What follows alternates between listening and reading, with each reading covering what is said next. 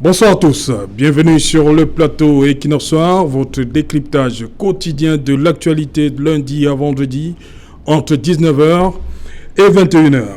Passé la convocation du corps électoral en vue de l'élection des députés à l'Assemblée nationale et des conseillers municipaux, place aujourd'hui à la constitution et au dépôt des dossiers de candidature. Dans un communiqué signé hier, le directeur général des élections informe les formations politiques qu'elles ont jusqu'au 25 novembre prochain à minuit pour déposer les 10 dossiers à la direction générale des élections et dans les démembrements départementaux pour les candidats à la députation.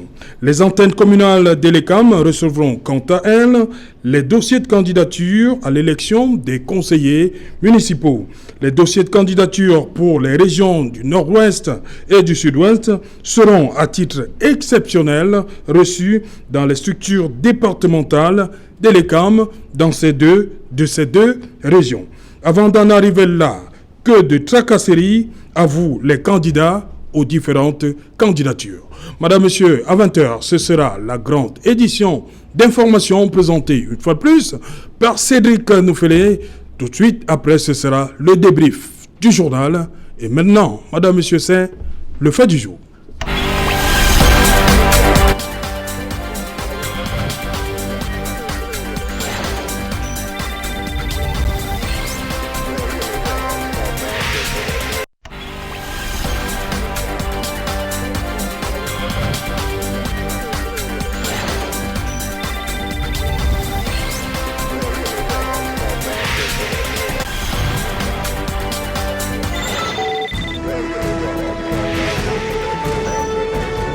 Législative et municipale 2020, parcours du combattant avant la campagne électorale. Pour en parler, je suis en plateau ce soir avec Raphaël Ndougo. Bonsoir Raphaël. Bonsoir Saint-Jalin, bonsoir aux co-panélistes, bonsoir à vos millions de téléspectateurs.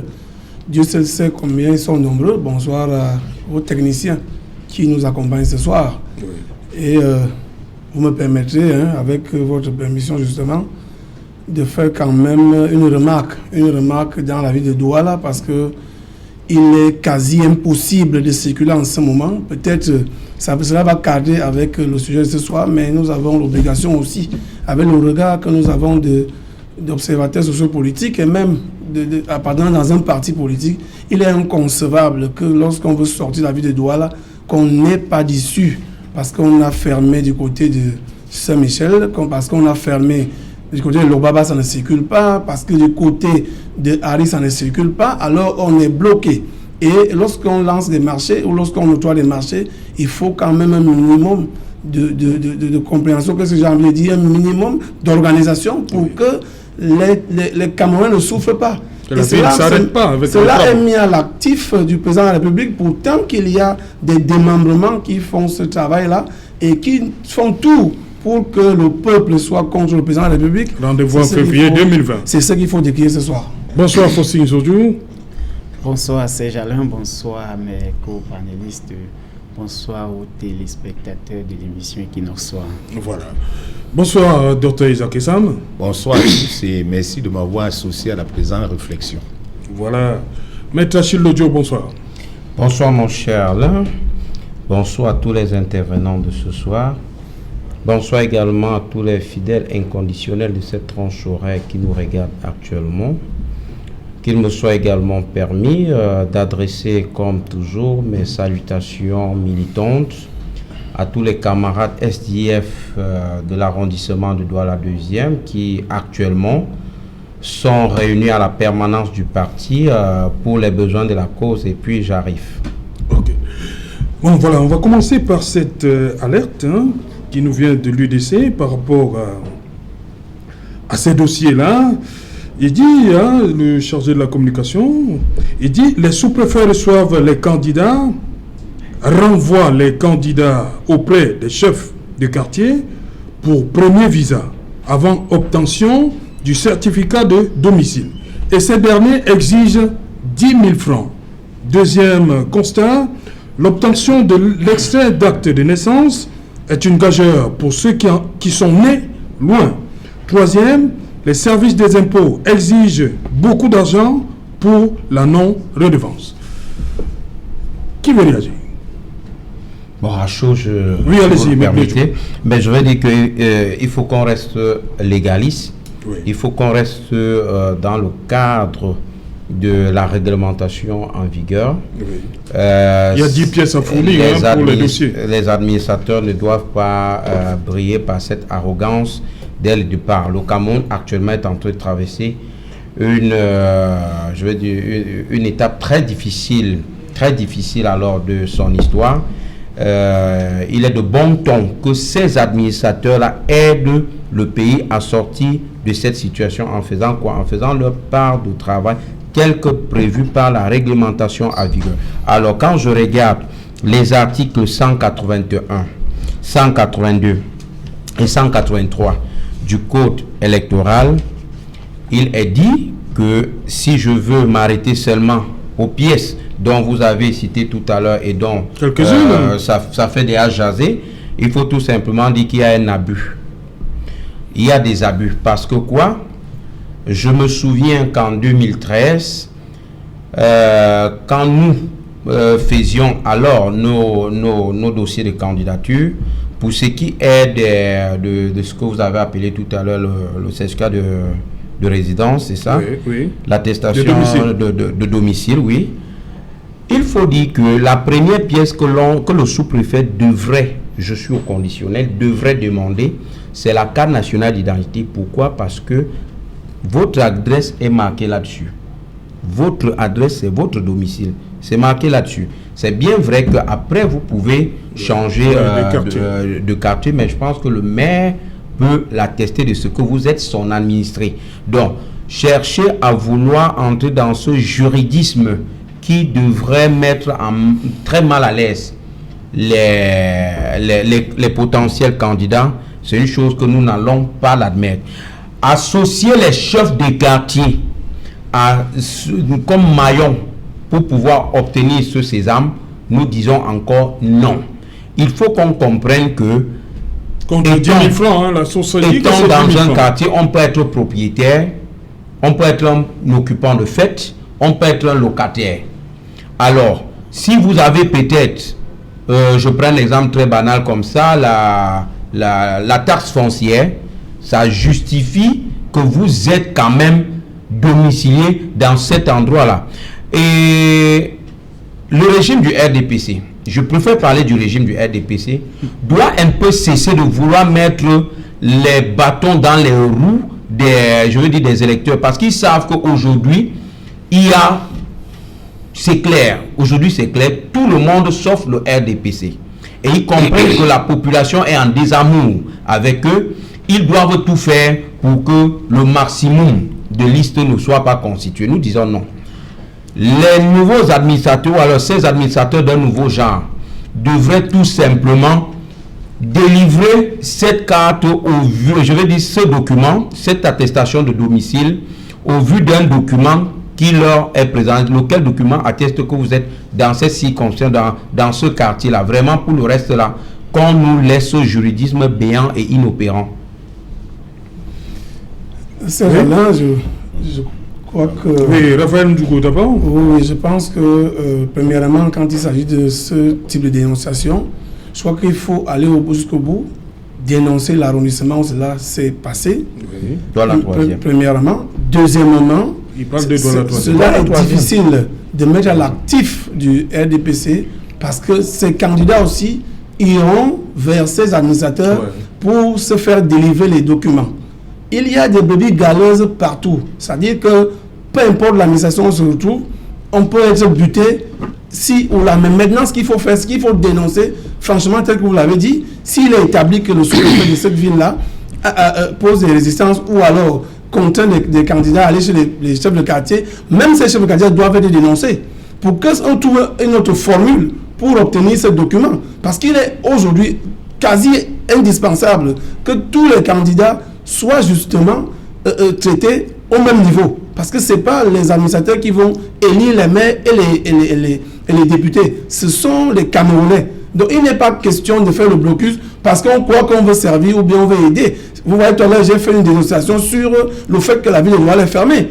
Et en ce moment-là, ce n'est pas une affaire du parti. Lorsque la ville de Douala est fermée, c'est tout le monde qui en souffre, qu'on soit du NDPC qu'ailleurs. Donc il est question ici de dénoncer davantage pour que cela cesse. Laisser les gens s'exprimer normalement. On n'a plus besoin d'aller en forêt pour s'exprimer. Si on veut faire acte de candidature, véritablement, il faut faciliter les choses aux candidats pour que vraiment on passe à une élection assez paisible.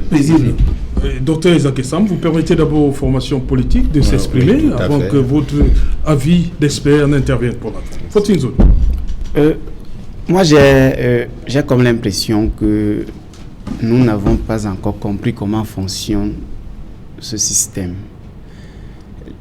Au Cameroun, lorsque vous êtes nommé, on a comme l'impression que vous devez quelque chose au RDPC. C'est comme ça que ça se passe. J'ai eu des messages ce matin qui font état à ce que, et puis là je le dis, à la mairie de Bangou, depuis hier, le maire et ses adjoints sont quasi introuvables.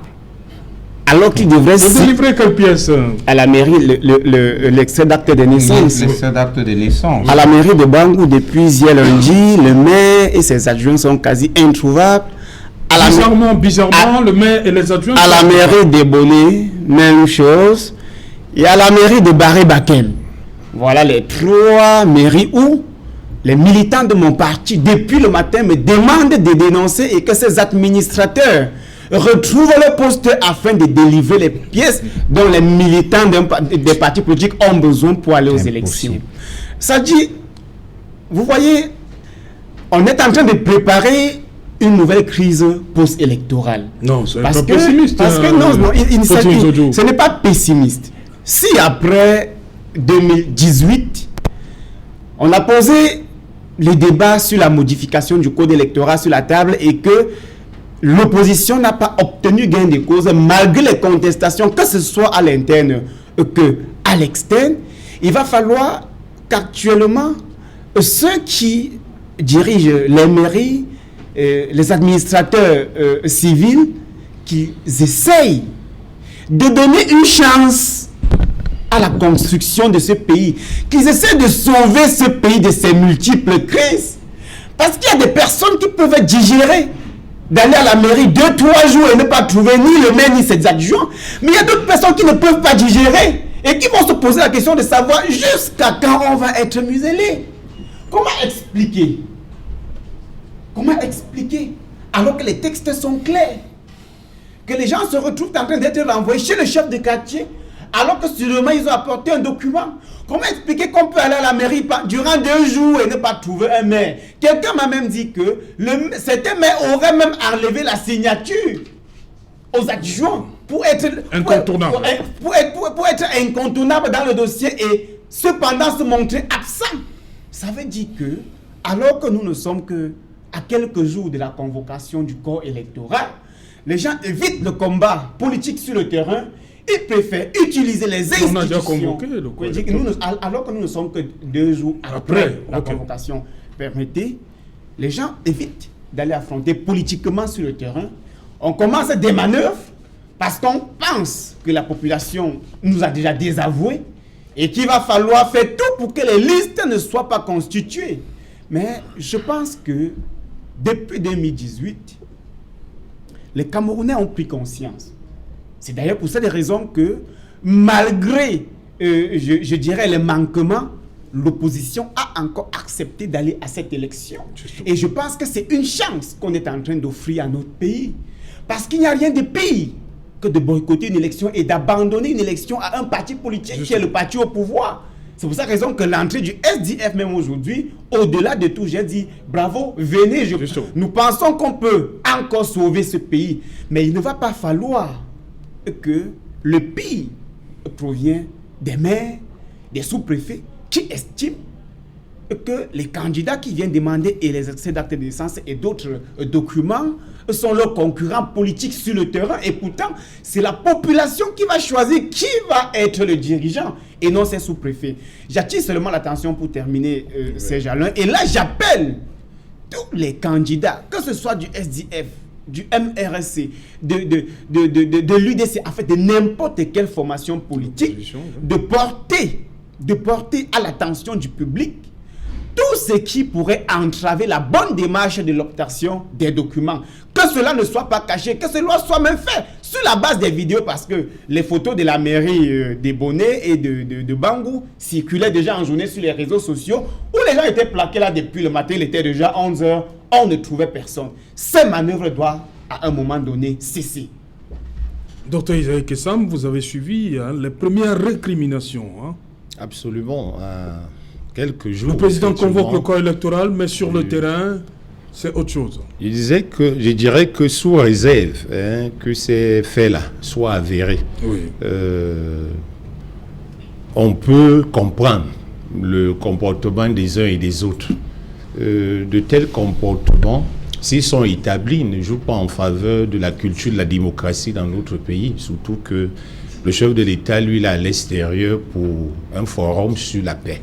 Et la démocratie doit pouvoir évoluer dans la paix. Maintenant, il faut non plus mettre cela sur le dos d'un quelconque parti politique ou de l'administration en général.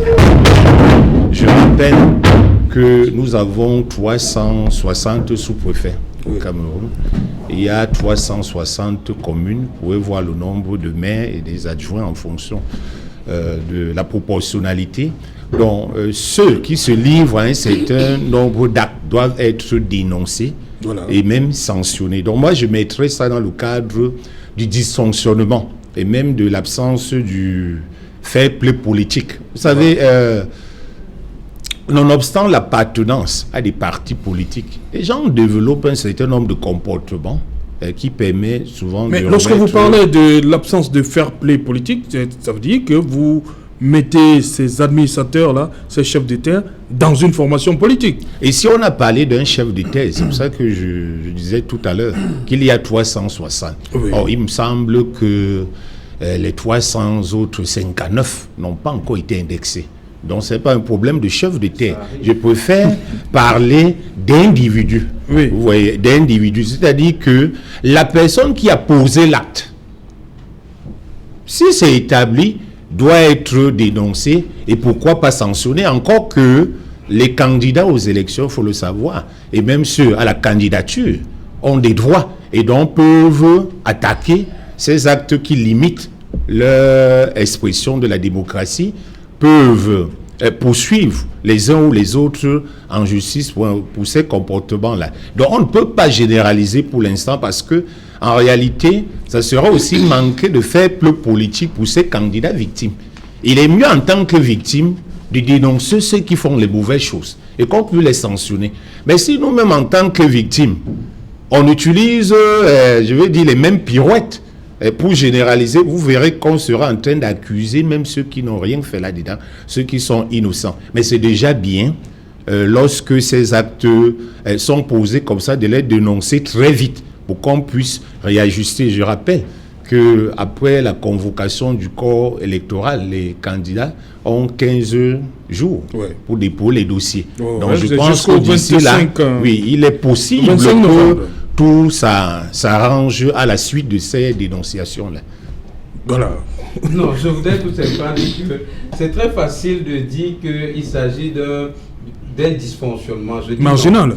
Moi, j'ai l'avantage de parler en tant qu'un politique du terrain. Maître Ledjo, vous avez commencé à constituer votre dossier? Effectivement, j'ai commencé aujourd'hui. Quel type de difficultés vous avez rencontré? Non, avec la pièce que j'ai conçue aujourd'hui, j'en ai déjà fait 2. Je n'ai pas eu de difficulté. Pourquoi? Parce que avec le certificat de nationalité, vous savez bien, si j'aborde Maroc, aucun magistrat ne me refusera d'apposer sa signature. Donc vous êtes un privilégié. Je ne parle pas je parle bien sûr de la masse.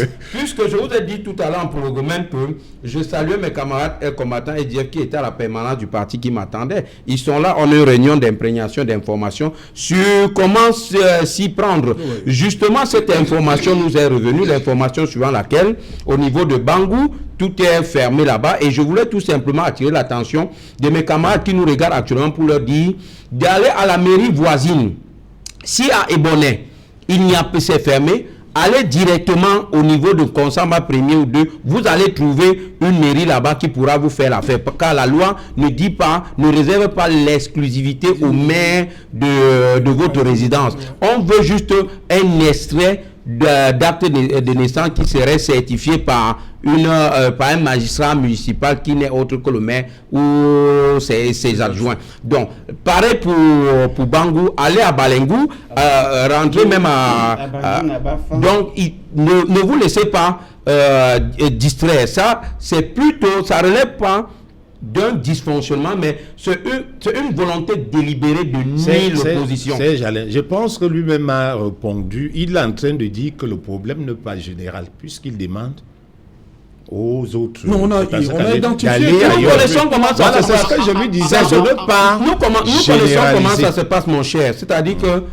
ça se passe par effet de contamination. Voilà. Vous comprenez? Moi, on connaît comment. Non, moi, je fais l'observation. Quand vous dites aller de l'autre côté, ça veut dire que les autres ne sont pas comme ceux-là. Vous comprenez? C'est ce que je vous le dis en toute sincérité. En 2013, le sous-préfet, puisque je suis de Douala 2e, le sous-préfet de Douala 2e ne demandait autre chose que votre carte nationale d'identité. Je crois que c'est le même qui est encore en service. Et il n'a pas changé. Et il ne dérangeait pas. Parce que vous allez, si vous voulez faire, j'ai dit que nous ne jetons pas dans ce juridisme béant et inopérant. Pourquoi? Vous pouvez être à Douala 3e. Vous êtes domicilié là-bas en tant que locataire. Et entre-temps, vous vous êtes retrouvé à Douala 4e, toujours comme locataire. Vous allez faire comment? Si votre bailleur ne paye pas la taxe foncière. Donc, je veux tout simplement dire que ce juridisme auquel ces administrateurs d'un nouveau genre voudraient nous amener, c'est une volonté délibérée de nous nier parce que les délais sont courts. Nous n'avons que 15 jours pour construire les dossiers. Et voyez-vous, il y a des gens qui doivent retourner dans le Cameroun lointain pour pouvoir faire l'extrait de l'acte, le bulletin numéro 3. Donc vraiment, mon problème c'est de ne pas généraliser. Sinon même les autres qui n'ont pas de problème se sentiront que les élections se passent dans des bonnes conditions, que l'administration facilite l'obtention des documents dont elle est compétente à délivrer. Moi, je vais réagir directement pour dire que si nous avons eu vent des informations aujourd'hui, c'est parce que ça, c'est justement le deuxième jour où les gens se sont mis à constituer leur dossier. Ça veut dire que les faits remontent seulement depuis hier. Si nous ne commençons pas actuellement à les dénoncer, d'autres personnes, parce que il ne va pas parfois le sous-préfet ou l'administrateur qui le fait, parfois le fait aussi sur pression. Parce qu'il ne faut pas dire, en 2013, par exemple, j'ai eu des informations selon lesquelles les élites de certaines localités mettaient des sommes en jeu pour demander au sous-préfet d'interdire, de ne pas signer le document de tel, de demander au maire de ne pas signer le document de tel. C'est important que nous attirions l'attention actuellement, mais comme je le disais tantôt, si quelqu'un rencontre une difficulté, il est temps de dénoncer rapidement. Parce que, pour moi, je considère cette élection de 2020 comme la dernière chance de notre République. Pourquoi la dernière chance? Parce qu'elle vient, elle arrive après un ensemble de crises, un ensemble de dysfonctionnements, un ensemble de dénonciations populaires. Et si, à la sortie des élections, les gens ont encore le sentiment d'avoir été muselés, d'avoir été, je dirais, fraudés. Je pense que si une nouvelle crise post-électorale naît après les municipales et les législatives, ça sera très grave que la crise post-électorale après les présidentielles. Pourquoi? Parce que cette fois-ci, il ne s'agira pas de deux candidats, mais des personnes dans chaque localité qui s'en prendront soit à un sous-préfet, soit à un maire, et il sera difficile de contrôler ce genre d'événements. Si nos camarades de Bango, nous sommes déjà mardi, depuis hier, n'ont pas pu obtenir leur retrait d'acte de naissance, et que je pense que demain c'est mercredi, après vendredi, parce que on a 15 jours pour déposer les listes, non, mais demain c'est jeudi, autant pour moi. Cependant, le parti a également un délai pour recevoir les listes afin d'examiner, pour transférer à Elecam. Ça veut dire en fait que lorsqu'on demandait la modification du code électoral, c'était également pour corriger des erreurs pareilles qui font non seulement pression sur les partis, mais qui empêchent même certains partis de tenir les primaires parce qu'il n'y a pas le temps d'organiser une élection, il n'y a même pas le temps de s'organiser en interne. On a oublié de courir en catimini, faire des investitures comme le RDPC nous a appris en violation de tout principe de démocratie. Et même lorsque vous voulez faire ces investitures-là, ceux qui sont en face de vous, qui sont chargés de vous délivrer des documents, vous empêchent d'y arriver. Chers administrateurs civils, chers administrateurs municipaux, s'il vous plaît, on a besoin du Cameroun. On n'a pas besoin du RDPC, on a besoin du MRS, on a besoin du Cameroun. Et pour construire le Cameroun, il faut avoir la culture du fair play politique. Vous êtes administrateur, vous êtes payé avec l'argent du contribuable. Vous n'êtes pas payé avec l'argent d'un certain parti politique pour empêcher les autres partis de venir s'exprimer. Il ne faudrait pas à un moment donné. Le professeur Maurice Kamto disait lors des contentieux à la Cour constitutionnelle qu'il va falloir que le Conseil constitutionnel essaie de rendre une décision qui ne souffre d'aucune suspicion. Ça dit qu'il ne faudrait pas qu'après les élections, les gens continuent d'accuser le maire, d'accuser les sous-préfets, d'accuser la direction des impôts, ainsi de suite. Alors que nous n'avons même pas encore fini avec la gestion des crises de 2018, que les gens commencent encore à provoquer les crises de 2020. À un moment donné, on se demande, est-ce que ces gens ont déjà intégré la notion de république dans leur tête? Ou ils considèrent encore le Cameroun comme une plantation coloniale qu'on a domptée et qu'il faut à tout prix empêcher quiconque veut couper un régime de plantain qui lui appartient? Je pense que nous devons tout faire pour que l'élection soit organisée dans la sérénité. Demain, du côté de Bamenjou, nous avons la réunion de conseil pour essayer d'accompagner nos camarades sur la constitution de leur dossier. Jusqu'à présent, du côté de Bamenjou, nous n'avons pas encore eu de dénonciation. Les choses se passent très bien. Et j'aimerais que la mairie de Bamenjou et le sous-préfet de Bamenjou servent d'exemple à ceux-là qui veulent empêcher à la démocratie de s'exprimer. Voilà, Raphaël Ndogo, sur ces premières dénonciations, on a comme l'impression que le sous-préfet qui a été cité ici, manque de fair play politique. Et même certains administrateurs, magistrats municipaux. Fair play politique, je ne sais pas si les sous-préfets appartiennent directement à un parti politique, même si on a toujours envie de dire qu'ils sont proches du RDPC. Mais maintenant, le représentant du MSC vient de dire que le RDPC leur a pris les investitures. Vous n'êtes pas d'ailleurs obligé de passer par ce chemin, parce que ça chauffe également au RDPC. C'est ça que vous devez savoir. Tout à l'heure, vous avez dit que la population a désavoué le RDPC, mais sachez qu'à l'intérieur, ça brûle sur cette élection qui est prévue pour le 9 février. Parce que de toutes les façons, quand il va falloir constituer les listes, on ne va pas entrer dans la liste, par exemple, sortante. Il y aura peut-être 2 ou 3 listes dans une localité donnée. Donc, à ce moment-là, sachez une chose, c'est que le combat est partout. Le combat est d'abord en interne au RDPC, et maintenant, le combat est avec les candidatures, si vous voulez, les partis politiques en face. Maintenant, sur le travail des sous-préfets et des maires, je suis un peu gêné de savoir que je vous ai dit que le combat au sein du RDPC est là. C'est-à-dire que je vous dis en interne, je ne comprends pas comment il dit en face avec les autres. On n'a pas le cadre de la Constitution. Quel combat le RDPC a? Si vous n'écoutez pas, vous n'allez pas comprendre. Le combat, c'est aux urnes. Lorsque vous présentez vos listes dans une commune, je présente la mienne. Encore le cadre de la Constitution. C'est ça que je dis, donc certainement on va arriver. Ce qui est sûr, les dossiers seront constitués. De toutes les façons, personne ne peut être d'accord que un candidat qui veut faire signer son extrait d'acte de naissance dans une mairie donnée soit buté par le comportement un peu orthodoxe d'un maire. Personne ne va la tricher.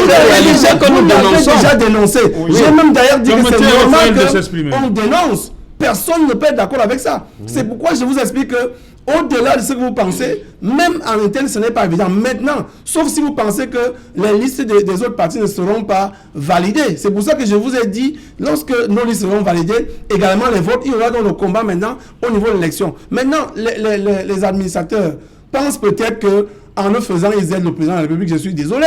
Je suis désolé parce que aujourd'hui, nous autres, nous pensons qu'il va falloir quand même qu'on ait une assemblée assez multicolore, si je peux dire cela comme ça, où on peut faire le débat. Aujourd'hui, l'affaire de la modification et du toilettage du code électoral, il faut bien qu'à l'Assemblée, que ça se discute pour qu'on en arrive à un consensus très bien défini. Mais maintenant, ce combat-là, ou alors ce comportement-là, c'est bien une chose que ça s'est dit sur ce plateau qui est très bien regardé. Maintenant, je crois que le lendemain, le maire et ses adjoints de la localité, vous avez cité, sera bien en place. Ils seront en place demain? Mais c'est l'appel que nous lançons. Il ne faut pas que les administrateurs et les autres maires, peut-être sortants, donnent l'impression que c'est la manigance du parti au pouvoir. Non! Je voudrais, si c'est même ce qu'ils ont dans leur tête, qu'ils enlèvent ça, qu'ils laissent les candidats aller concourir, si vous voulez, aller batailler sur le terrain avec les partis d'en face. C'est ce que j'expliquais tout à l'heure. Donc, très honnêtement, cela est gênant. D'ailleurs, Maître l'a dit tout à l'heure, nous autres, on est également candidats dans une localité de la forêt, dans la région du centre, notamment dans le département de Lyon et Sceaux. Vous comprenez donc que nous irons là-bas signer des documents. Est-ce que vous pensez que quand nous quitterons cette ville pour y aller, on sera content de ne pas signer les documents le même jour? Non. Donc s'il y a un comportement négatif, quand les maires de la localité, vous avez cité, n'est pas là, est-ce que les candidats du RDPC, eux, ils ont la possibilité de signer où? Or, maintenant, tout le monde, sauf s'ils sont dans les chambres, et en ce moment, aujourd'hui, ils sont capables de signer dans les chambres. Rien n'est plus capable de cacher quoi que ce soit. Vous sous-estimez le RDPC. Absolument, non, ce n'est pas cela. Moi, je vous sous-estimez les mécanismes de ces gars. Il n'est plus question de pouvoir aller faire ce genre de choses parce que de toutes les façons, il y aura le renseignement, les gens seront au courant que le maître travaille chez lui et les gens vont dénoncer. Nous sommes d'accord que vous dénoncez. Et il faut dénoncer avec la dernière énergie. Maintenant, le combat, c'est après la constitution des listes et la validation. Dès qu'on a validé, nous allons aller sur le terrain pour faire la campagne et convaincre l'électorat. Donc, si on ne constitue pas les listes, ça sera fait. Mais ça sera fait. La deuxième maître, vous pouvez porter sur vous parce que vous avez votre job. Oui. Et ailleurs, ça peut se faire. Et défendre la social-démocratie, ça veut dire que nous ne sommes pas un gouvernement de privilégiés. Nous parlons pour la masse, pour les démunis, pour les faibles. Qu'adviendra-t-il de ceux-là qui n'ont pas les camarades qui ont des robes? Disons nous, quand nous parlons de mairie maître, nous parlons ici d'une liste. De toutes les façons, je vous dis que nous autres ne pouvons pas être d'accord avec cet état de choses. Nous sommes d'accord avec vous sur la dénonciation et nous disons à nos administrateurs et les autres maires, écoutez, vous ne rendez pas service au président de la République et à son parti dans ces conditions. Ne donnez pas l'impression que vous travaillez trop bien pour eux. Laissez les gens compétir. Laissez les gens aller convaincre le peuple le moment venu. N'essayez pas d'amener les blocus en tout début, comme c'est le cas en ce moment. C'est pas évident. Ça n'augure pas les lendemains meilleurs. Nous sommes en démocratie. Et aujourd'hui, c'est sur le terrain que ça va se jouer. Et non dans les bureaux comme c'est le cas. Donc nous pensons que nous déplorons cette situation. Et j'espère que le message est parti. Les administrateurs l'ont compris. On verra peut-être dans la semaine prochaine sur ce même plateau. Et ceux qui sont gênés sur le terrain, si cela continue. Donc je crois que ce n'est pas une très bonne chose d'entendre ce genre de comportement au Cameroun en ce moment. Docteur Luisan Isomba, parmi les... Docteur Isaac Essam, je confonds avec Docteur Luisan était là hier. Dans première dénonciation, les sous-préfets renvoient les candidats auprès des chefs de quartier pour premier visa avant l'obtention du certificat de domicile, c'est ce qu'on écrit, et ces derniers exigent 10 000 francs. L'article 295 de la loi portant code électoral dit, dans son alinéa premier, oui, tous les actes judiciaires sont en matière électorale dispensés du timbre et enregistrés gratis. C'est pour contourner cette disposition de la loi? Je ne pense pas qu'il y ait eu un texte demandant aux acteurs de se comporter comme ça. Donc j'estime que ce n'est pas fait pour contourner la loi. Mais j'estime quand même qu'il y a absence de faible politique. Je vous l'ai dit tout à l'heure. Quand on est en démocratie, et ceux qui sont dans les partis politiques et ceux qui n'en sont pas, sont des démocrates. C'est comme ça qu'on considère. Donc les facilitateurs, les arbitres et les joueurs doivent avoir le fair play politique. Et cela participe souvent de la culture politique. En fait, quand on organise les élections, c'est pour quoi faire? C'est pour faire en sorte que ceux qui ont la confiance du peuple, et donc qui peuvent satisfaire ce peuple-là au quotidien, puissent venir aux affaires. C'est simplement cela. Donc je ne pense pas que l'administration puisse demander, ou bien les autorités administratives, que systématiquement ce type de désordre se passe. Pour autant, s'il est établi qu'il y a une volonté de contourner la loi, mais nous sommes dans un état de droit. On est en train de le dénoncer ici. Les personnes concernées doivent être indexées sans pour autant généraliser. Voilà pourquoi j'ai soulevé la contradiction tout à l'heure auprès des représentants des partis politiques qui vous disent qu'ici il y a eu, mais là-bas c'était plutôt bien qu'il faut. Donc ce n'est pas un problème général. Je l'ai inscrit dans le dysfonctionnement. C'est comme ça que nous parlons dans l'administration. C'est-à-dire dans le langage administratif, on parle de dysfonctionnement. C'est-à-dire que les choses sont établies pour marcher. Et puis les gens commencent à aller à contre-courant. Ils violent la loi. Ceux-là doivent être dénoncés et doivent même être sanctionnés s'il est établi. Parce que pour l'instant, ce sont des dénonciations de manière générale qui sont faites. Il n'y a pas un acte, par exemple, de condamnation directe. Je veux dire que ceux qui sont en train de constituer les dossiers et qui rencontrent des difficultés devraient déjà commencer à saisir les autorités compétentes qui vont rappeler les autres à l'ordre. Si à la suite de ces saisines-là, ils ne sont pas rappelés à l'ordre, on pourrait conclure aux complicités. Mais ce n'est pas encore le cas. Et puis, c'est juste quelques cas qui sont répertoriés, des cas très marginaux pour l'instant, même si on a soulevé l'effet d'entraînement tout à l'heure. Mais vous savez que moi, j'ai souvent observé, lorsqu'on dénonce les choses, surtout sur le plateau d'Equinox, soit là, il y a souvent des changements. Hein. J'ai souvent vu. Donc, je ne peux pas croire que ceux qui ont commencé à faire le désordre, si cela est établi, pourront rester sans être rappelés à l'ordre. Encore que ni le gouvernement, ni le parti au pouvoir, personne n'a intérêt aujourd'hui à ce qu'il y ait ce désordre-là. Parce qu'on sait qu'il y aura un contentieux préélectoral, puisqu'on n'a pas encore un contentieux. Puisqu'en fait, c'est le contentieux de l'inscription, de dépôt de candidature, inscription même sur les listes de ceux qui vont compétir. Vous voyez? Donc, il n'y a aucun intérêt à cela. Là, moi, j'ai demandé d'être serein, de continuer à dénoncer. Ce n'est pas seulement pendant les élections que cela se passe. Vous savez que dans la vie courante, en général, dans la compétition politique, certains candidats ont peur. Et ce n'est pas un problème de parti politique, c'est un problème d'individu. Voilà pourquoi il rappelait tout à l'heure que même dans son parti, bon, j'ai observé le rire tout à l'heure, parce que bon, ça ne les conseille pas, mais c'est réel. C'est réel. Si vous observez le renouvellement des organes de base dans les partis politiques, mais c'est souvent violent.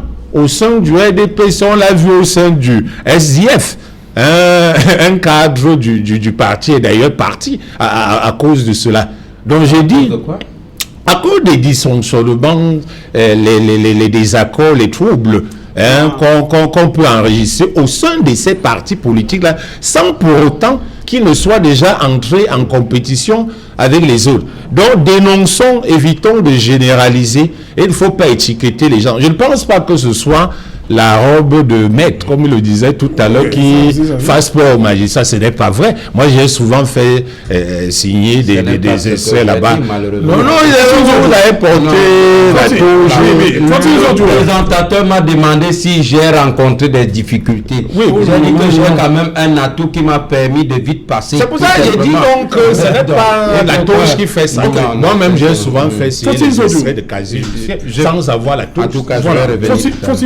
Vous avez évoqué le cas du maire et de ses adjoints qui disparaissent. Comment comprendre ça? Qu'est-ce que ça peut vouloir bien dire? Le maire qui a disparu avec ses adjoints à la base... Qui sont introuvables. Un maire du RDPC. C'est ça en fait le fond. Avec tous ses adjoints. Ça dit que... Une mairie contrôlée par le RDPC? Oui, la mairie de Bangou.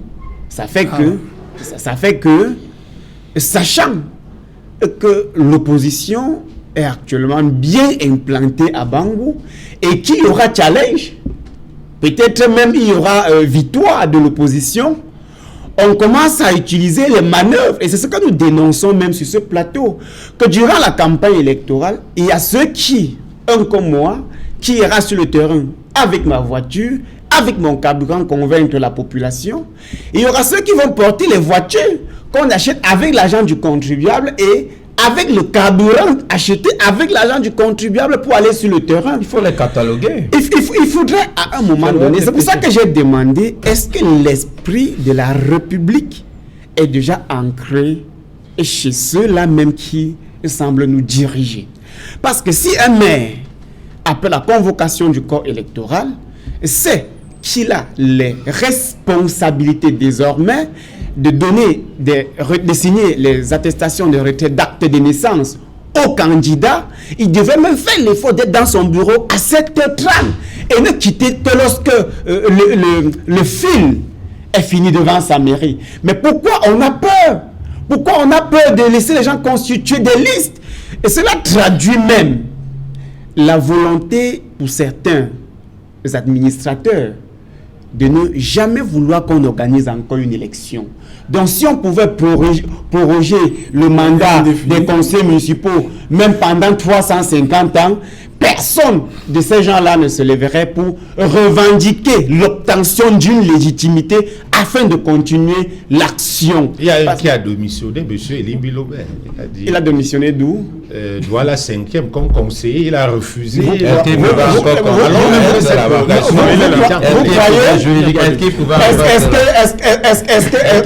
que sa démission a été actée par voie du siège? Est-ce que si on... Quand il a fait la déclaration... Non, mais déclarer n'est pas démissionner. Elie Bilobert, conseiller municipal à Douala 5e, il faudrait qu'on le dise. Que les gens arrêtent la roubladise. Je dis que ces mecs qui désertent les mairies parce qu'ils ne veulent pas signer les retraits d'actes de naissance sont les mêmes qui étaient en train d'espérer qu'à cause des multiples crises que traverse notre pays, le mandat des conseils municipaux allait être prorogé parce que désormais, le peuple a pris conscience et a envie de s'offrir un nouveau destin.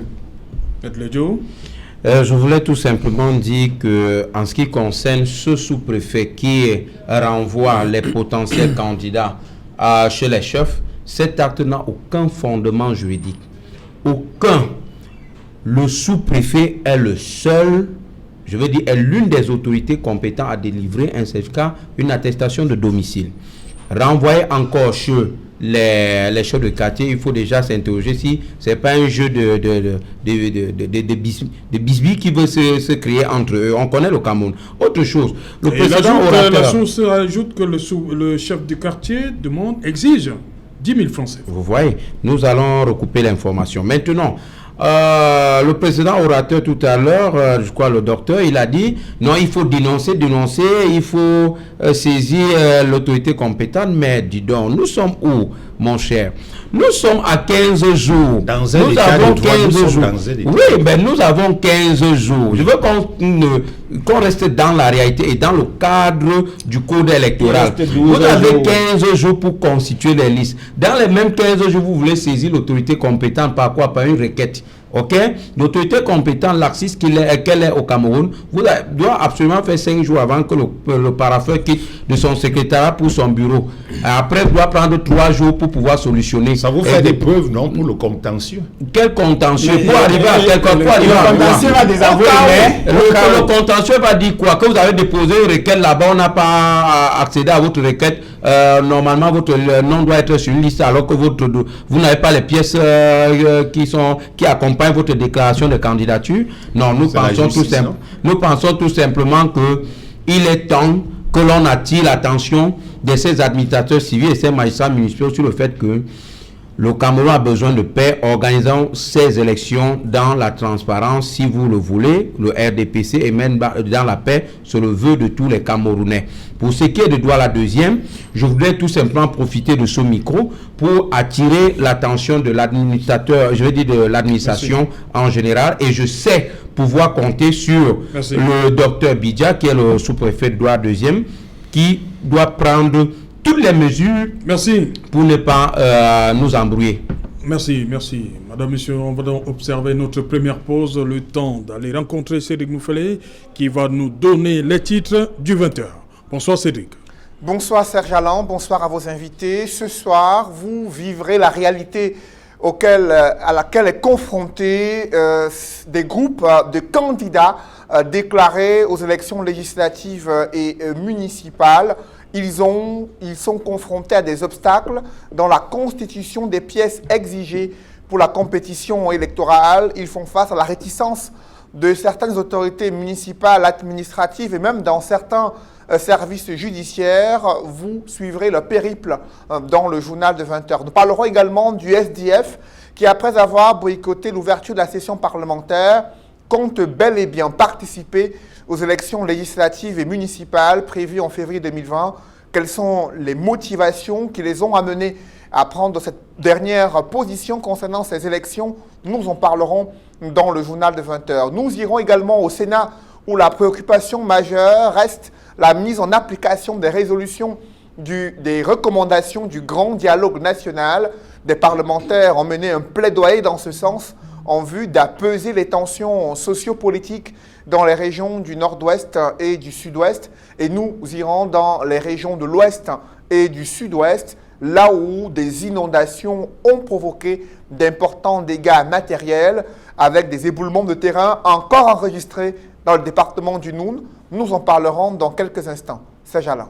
Voilà, Equinox Soir, première partie, stop et fin. On se retrouve après le journal de Cédric Noufélé. Pour Equinox Soir, deuxième partie, bien évidemment, le temps du débrief, toujours en compagnie de nos 4 invités.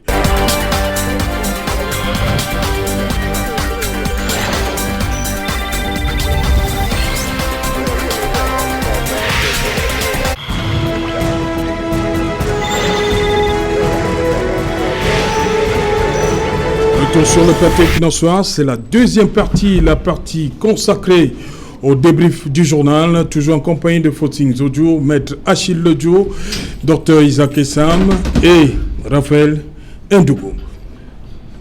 Faustin Zodjo, je commence par vous.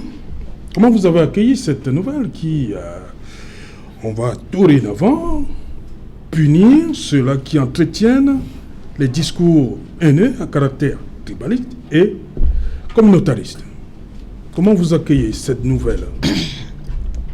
Parce qu'on en parlait depuis un certain temps. Si cette loi pouvait être adoptée et avoir un effet rétroactif, ça allait davantage m'arranger parce que dans ce pays... Ah, vous voulez la rétroactivité de la loi? Si c'était possible, voilà, que cette loi rentre en 1990, commencer à punir les coupables de ce type de discours. Sincèrement, j'allais être très satisfait. Vous savez, j'ai connu un ami qui avait épousé une fille n'appartenant pas à la même communauté que lui. Et sur les réseaux sociaux, un jour, il m'a dit, chaque soir, j'ai du mal à regarder ma femme dans les yeux, vu ce que ses frères disent de moi et ce que mes frères disent d'elle. Et quand il m'a dit ça, je me suis un peu placé à sa position. Et je me suis imaginé dans la même maison avec quelqu'un qui, à chaque fois que mes frères vont insulter sa communauté et qu'on va se retrouver dans 2-3 jours dans une salle de réunion ou dans un restaurant en train de manger, j'imagine en fait les constructions des hypocrisies qui se feront autour. On va faire semblant de m'aimer ou de m'aimer ma femme alors que dans le fond, il n'en est rien. Ça dit, la loi ne doit pas seulement être appliquée. Il va falloir que nous nous engagions directement dans la construction d'une identité camerounaise. Parce que on peut ne pas tenir verbalement des propos, mais si au fond de nous, on ne s'aime pas, on n'aime pas autrui, même si on ne l'exprime pas à travers la parole, cela va s'exprimer à travers les actes. Donc pour moi, si c'est moi qui allais faire cette proposition de loi, j'allais dire qu'on ne condamne pas seulement les paroles, les propos, mais qu'on condamne aussi les actes qui pourraient peut-être être posés sur la base d'une marginalisation ou des insultes vis-à-vis des personnes appartenant à d'autres communautés. Mais il est également important que nous rappelions que cette construction tribale a vu le jour, ou du moins a véritablement existé à la veille des dernières échéances, de la dernière consultation électorale, donc l'élection présidentielle de 2018. Parce qu'à un moment donné, et moi je l'ai personnellement dit plusieurs fois sur des plateaux de télévision, les hommes politiques et surtout le gouvernement, c'est-à-dire que les hommes qui appartiennent à l'actuel gouvernement avaient cru qu'on pouvait activer les communautés pour exister. Et quand on a activé les communautés, malheureusement, les extrémistes qui existent dans tous les partis politiques se sont levés et ont fait des réseaux sociaux et de notre environnement un champ d'insultes à l'endroit des personnes appartenant à d'autres communautés. Mais la construction tribale ou la tribalisation de la vie politique, je le dirais, était une mission des personnes qui ont échoué dans la construction du Cameroun et avaient à un moment donné pensé que pour continuer d'exister, n'étant plus capable de convaincre la quasi-totalité des populations, il était important de diviser davantage pour mieux régner. Donc, les propos sont aujourd'hui la conséquence d'une construction systémique et systématique du tribalisme que les gens ont cru qu'on pouvait exploiter à des fins politiciens, mais qui malheureusement est venu entraver davantage le reste de vivre ensemble que nous avions encore. Donc si ce projet de loi peut être accompagné d'un programme d'éducation et même d'un plan... Là, vous dire dans les propositions. Oui, justement, ok. Donc je suis davantage... en fait, j'accepte ce projet de loi et je pense même qu'il le fallait depuis des lustres. Voilà, cette infraction intitulée « Outrage à la tribu », dont l'objectif, Dr Isaac Essam, est de décourager la montée du tribalisme. Comment vous accueillez ça? Décourager la montée du tribalisme au plan oral. Parce que vous avez vu, on a dit ceux qui tiennent des discours. Or, vous savez très bien que ça ne se limite pas au discours. Bien souvent, même le tribalisme, ce n'est pas des actes concrets, des comportements qui visent à privilégier les uns par rapport aux autres, ce qu'on a souvent vu.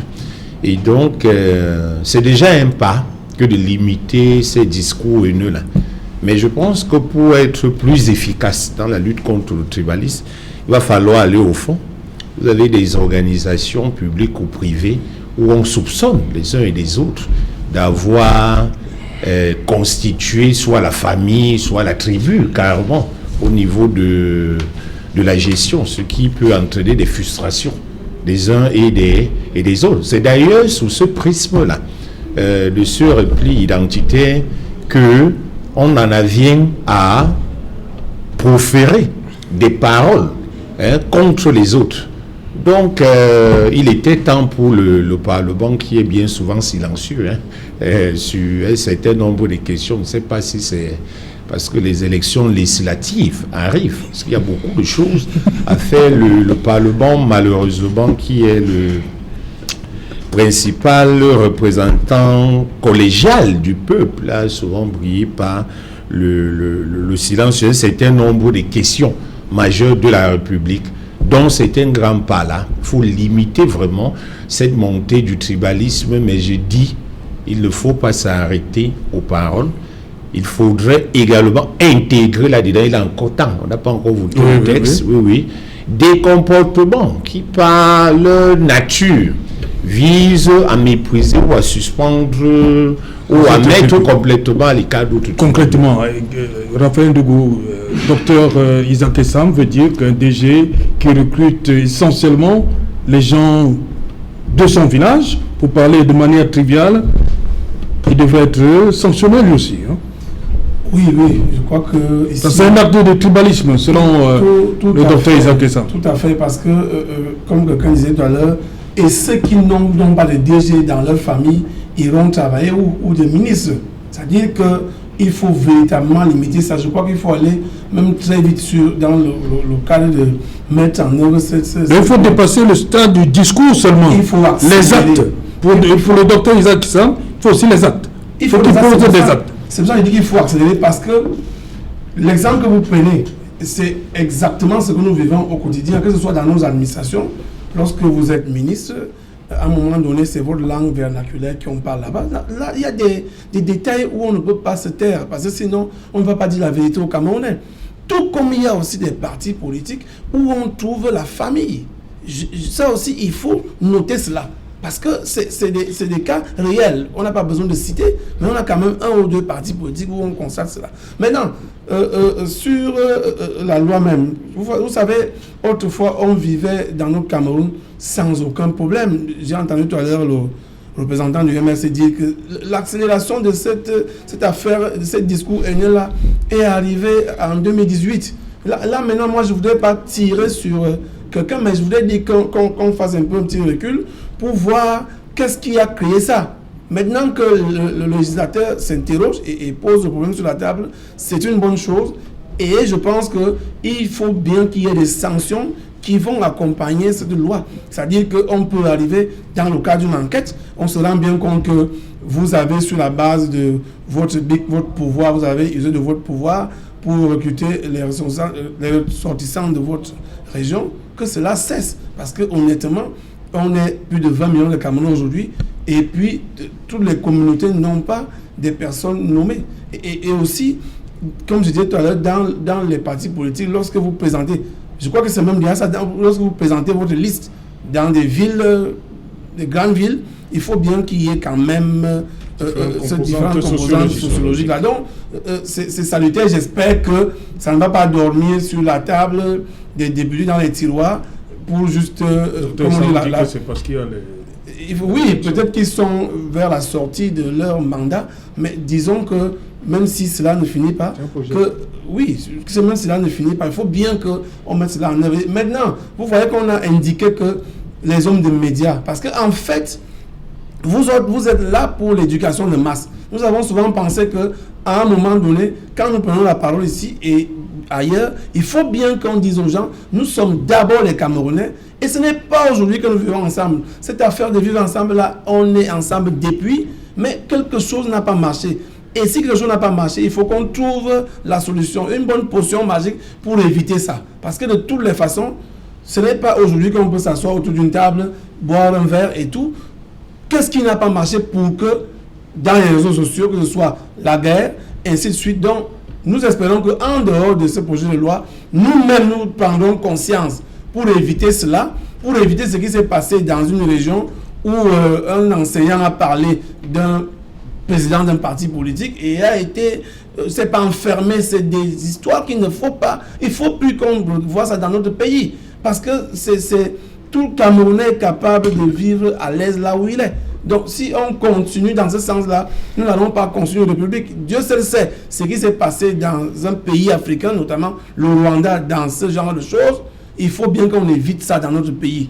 Donc je pense que cette loi-là, c'est une loi qu'il faut appuyer sur l'accélérateur pour véritablement que le président de la République promulgue ça. Et lorsque les Camerounais empêchent d'autres Camerounais de rentrer dans une ville camerounaise. Oui, bon, vous voulez parler du 80. Moi, je vous dis, je viens vous dire que cela est des effets liés à cette affaire politique. À un moment donné, tout est politisé chez nous. Honnêtement, est-ce qu'on connaissait cela avant? Voilà. Dans mon plus profond village en Gomzab là-bas, il y a des communautés et des communautés. Et il y a des chefs de communautés qui siègent dans la commune de Gomzab. Oui, ça dit qu'ils sont consultés quand il y a telle ou telle chose. Et ainsi de suite dans les autres villes.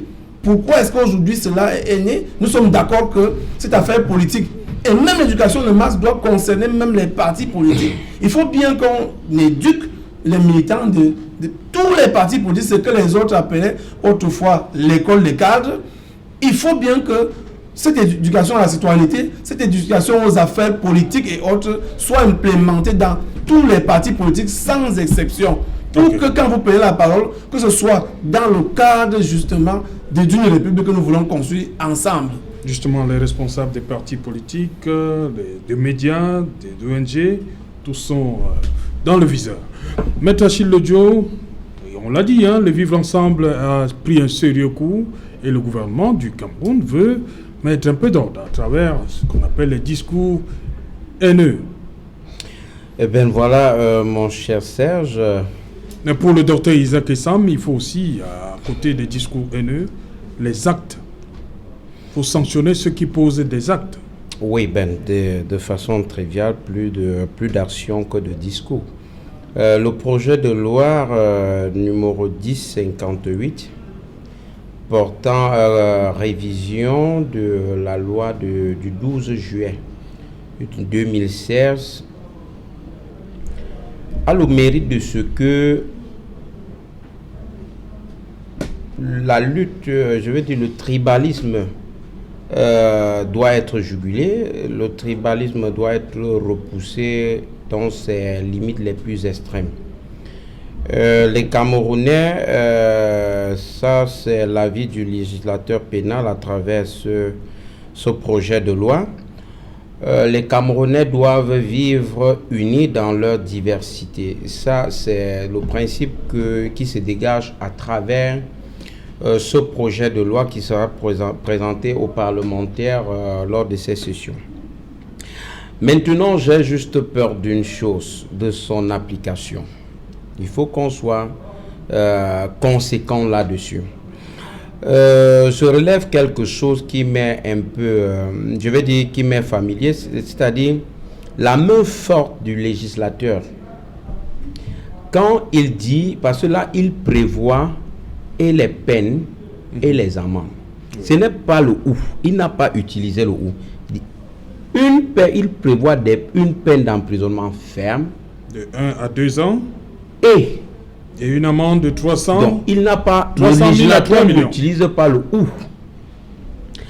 L'alinéa 2 de l'article 241 qui pourrait être appelé dorénavant, autant pour moi, à 241 nouveau, vous visez vous aussi. Bien sûr. Nous aussi comme politiques. On dit formation politique, les hommes des médias. Et maintenant, j'ai une préoccupation et ça découle d'un constat que je suis en train de faire. Cette loi, pour moi, elle est politisée.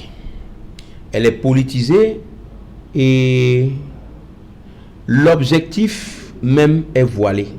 L'objectif de cette loi pourrait être le musellement ou alors la limitation de la liberté d'expression. Je prends un exemple simple. Moi, Maître Lodjo, vous m'invitez sur votre plateau. Je tiens un discours haineux. Qui est responsable? La responsabilité pénale étant individuelle, c'est un principe de base. Ça m'engage. Or, j'ai utilisé votre média pour le faire. Il faut comprendre tout simplement que on voudrait tout simplement à travers ce texte qui a quand même un côté positif, je l'ai relevé de façon cursive. Il ne faut pas oublier que cette loi tenterait à vous décourager d'inviter certaines personnes sur le plateau. Maintenant, nous sommes fiers que cette loi arrive. Nous sommes fiers, nous sommes d'accord que le Parlement puisse adopter la loi, qu'elle puisse être promulguée, mais alors, sur le plan de son application, je le disais en propos introductif, doit poser problème. Vous allez vous rendre compte que quand vous parcourez, ou alors quand vous arpentez les couloirs des départements ministériels, regardez tout simplement que la langue la plus parlée au Cameroun, c'est la langue du chef de ce ministère. Quand il arrive, il fait ses propositions de nomination, et c'est beaucoup plus les gens de sa tribu. S'il faut l'appliquer, ça doit les prendre. Si je dis le docteur Isaac, je dis s'il faut l'appliquer, ça va les prendre. Moi, je dis encore une chose, j'ai peur de l'application de cette loi sur le terrain. Elle est la bienvenue pour que nous tous comprenions que le langage haineux ne nous encourage, je veux dire, nous amène en rien. au moins 250 en ligne, nous devons rester unis dans notre diversité. Mais seulement, il ne faut pas prendre les lois parce que, à un certain moment donné de la vie politique de notre pays, il s'est avéré que des gens sont sortis, ont avancé des propos qui étaient mal digérés par d'autres tribus. Si l'on veut prendre des textes, si l'on veut adopter des lois, il faut que l'on puisse être conséquent sur le terrain de l'application. Quand ça doit toucher un faucon du régime ou alors un privilégié du régime, on va chercher à contourner la loi parce que ceux qui sont en face de nous, le régime RDPC, c'est vrai qu'ils sont au crépuscule de leur règne. Quand ça touche une ponte du RDPC, la loi ne pourra pas être appliquée telle qu'elle. Pour conclure et chuter par là, ce projet de loi, tel que présenté, s'il est examiné, adopté, puis promulgué, je puis le dire, doit amener un peu de sérénité dans les discours inter-tribaux. Parce que, voyez-vous, après les élections présidentielles de 2018, nous avons tout compris, nous avons tout entendu en ce qui concerne les tribus.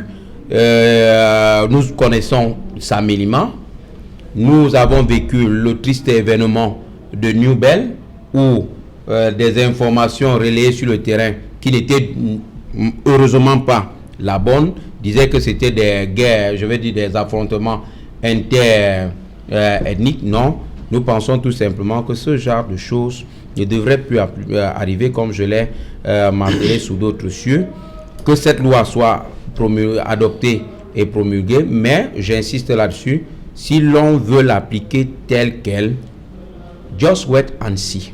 Docteur Isaac Essam, le SDF, après, on va dire, un nec extraordinaire, c'est-à-dire que pendant plus de 2 jours, pour arriver à cette conclusion, on y va pas, ils ont finalement décidé d'aller aux élections. En boycottant l'ouverture de la session de novembre. Non, ils ne pouvaient qu'aller. On sait depuis... ils ne pouvaient qu'aller? Oui, depuis 92, vous savez, lorsque le SDF... Mais pourquoi dire tout le temps que tant que la situation... Nous sommes en politique, c'est comme ça que ça se passe en politique. Oui, en politique, vous organisez des stratégies et vous indiquez vos conditions. En fait, vous donnez une certaine position, vous vous exprimez sur une situation. Okay. Maintenant, on sait très bien que politiquement, vous ne pouvez pas. Le SDF se rappelle des législatives manquant en 92. C'est ce qui a fait la force de l'UNDP à l'époque. Et puis même, alors que l'opposition était majoritaire, vous voyez, il y avait une association qui avait fait en sorte que le RDPC puisse toujours être puissant. Et aujourd'hui encore, avec la montée du RMC, mais c'était un rêve que de croire que le SDF peut ne pas aller aux législatives et aux municipales. Parce qu'à un moment donné, quelles que soient les déclarations que vous pouvez faire pour exister et pour vous exprimer au niveau de l'espace politique, il faut avoir des députés, il faut avoir les conseillers municipaux. Donc c'est très important. Sinon, du point de vue stratégique, pourquoi pas? Surtout que le fief du SDF, c'est quand même au nord-ouest et au sud-ouest, même si le parti est représenté un peu partout. Donc le fief a été fragilisé depuis 2016, on le sait. Donc il y a des petites techniques qu'on peut employer pour se remettre en selle. Maître Chiledio, vous disiez, vous ne semblez pas être d'accord. Non, je voulais tout simplement préciser que le SDF est un parti politique républicain. C'est un parti politique qui prône la social-démocratie. C'est un parti politique qui voudrait que le faible ait un niveau de vie acceptable. Quand je dis le faible, le plus démuni, prenons ça comme ça. Alors, le SDF, d'un premier temps, à l'annonce de la convocation du corps électoral, a a été convoqué, je vais dire l'ONEC a été convoqué en session extraordinaire justement pour essayer de donner sa position. Mais seulement, j'ai très vite fait de lire sur les réseaux sociaux. C'était d'abord le NEC samedi. Il y avait un NEC qui n'avait rien à voir avec la convocation du corps électoral. Dimanche. Très bien. Dimanche et lundi, ils se réunissent encore. Je vais dire les membres de ce directoire se réunissent encore pour nous donner la position définitive du parti qui a été celle signée par le président John Fundi. Bon, maintenant, je veux savoir, quand des gens disent que le SDF a dit qu'il n'allait pas aux élections, je veux bien qu'on me prouve par un document signé par un responsable du parti, lequel document prouve que le SDF a dit qu'il n'allait pas aux élections. Nous avons dit, en ce qui concerne la session de novembre 2000, la session parlementaire de novembre 2019, nos parlementaires n'iront pas. Pourquoi? Parce que nous pensons que il faut mettre la pression sur le régime du RDPC afin que les recommandations du grand dialogue puissent pouvoir être concrétisées en termes d'implémentation. Ou alors en termes d'adoption d'abord par le Parlement et puis implémentation sur le terrain. Il faut absolument que le régime du RDPC comprenne qu'il ne doit pas continuer à perdre dans cette logique du déni. Nous avons continué donc en ce qui concerne la convocation du corps électoral à dire que nos dirigeants, notre directoire, je veux dire le NEC, était en pourparlers et le président national John Fundi a tranché en disant tout simplement que tous les camarades combattants, chacun doit être mobilisé, prêt à déposer sa candidature. Donc pour le moment, personnellement, je suis en train de constituer mes dossiers, je suis en train de mobiliser tout droit la deuxième pour constituer le dossier qui sera déposé à l'ECOM, mais qu'à cela ne tienne, nous restons attentifs à une alerte de la part de nos dirigeants. Faut-il une élection législative, les élections législatives municipales sans le SDF, redouler le tapis rouge pour le MRC? Bon, le MRC n'entend pas espérer de l'absence d'un parti politique pour faire valoir sa force sur le terrain. Nous sommes un parti et cela n'est plus à démontrer. Oui, rapidement. Et désormais, nous occupons la scène. Et c'est d'ailleurs pour cette raison qu'au-delà de tout, nous continuons de dire que les élections de 2018, les résultats qui avaient été proclamés n'étaient pas les bons. Mais qu'à cela ne tienne, que ce soit, que tous les 380 partis politiques soient présentés ou pas, le MRC va faire de très bons résultats. Et là, le peuple a choisi son parti. Votre mot de la fin, le SDF qui est là, ça vous inquiète? Non, nous ne sommes pas inquiets. Voyez-vous, nous sommes plutôt contents parce que ça va se jouer sur le terrain. D'ailleurs, vous savez que chez nous, en Gomzab, nous, on attend tous les partis politiques, nous voulons le challenge. Et l'électeur... Même avec le mot d'ordre? Le lecteur sera... Pour les partis politiques, sauf le RDPC. Le dernier a dit, voici la liste que je choisis. Merci, docteur Isaac Essam, d'être venu. Merci, Raphaël Ndougou. Merci à vous, Maître Achille Lejo. C'est nous qui vous disons merci. Merci, Fautine Zodjou. Alors, madame, monsieur, Stop F1 Equinox Soir. Bonsoir, Ngomedzab.